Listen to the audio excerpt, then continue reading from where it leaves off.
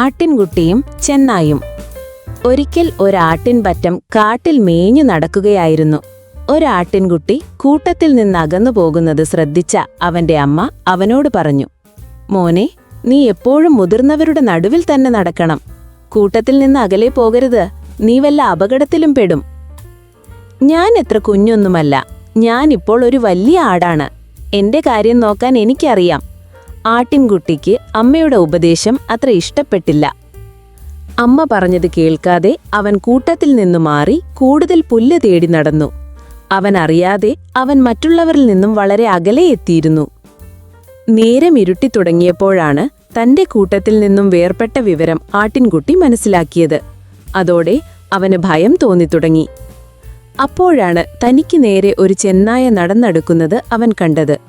നല്ല കൊഴുത്ത ഒരാട്ടിൻകുട്ടിയെ കണ്ട ചെന്നായ നാവ് നുണഞ്ഞുകൊണ്ട് കൊതിയോടെ അവനു നേരെ വരികയായിരുന്നു.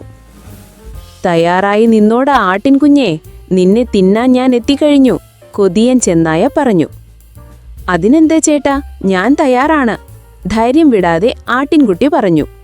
ചെന്നായ അവൻ അടുത്തെത്തിയതും അവൻ പറഞ്ഞു, ചേട്ടൻ എന്തായാലും എന്നെ കൊന്നു തിന്നാൻ പോകുകയല്ലേ, അതിനു മുൻപ് എനിക്കൊരാഗ്രഹമുണ്ട്, ആട്ടിൻകുട്ടി പറഞ്ഞു.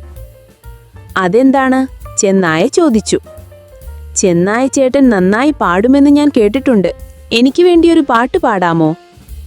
അത് കേട്ടതും ചെന്നായ്ക്ക് വലിയ അഭിമാനം തോന്നി. അവൻ ഉടൻ തന്നെ ഉറക്കെ പാട്ടുപാടുവാൻ തുടങ്ങി. ഈ സമയം തന്റെ മകനെ കാണാതെ അമ്മയാട് വിഷമിച്ച് എല്ലായിടത്തും തിരഞ്ഞു നടക്കുകയായിരുന്നു.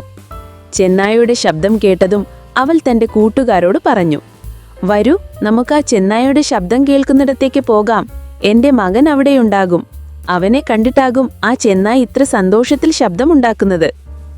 ചെന്നായ നല്ല ഉറക്കെ പാട്ട് തുടരുന്നതിനിടയിലാണ് ഒരു കൂട്ടം വലിയ ആടുകൾ തന്റെ നേരെ പാഞ്ഞു വരുന്നത് കണ്ടത്.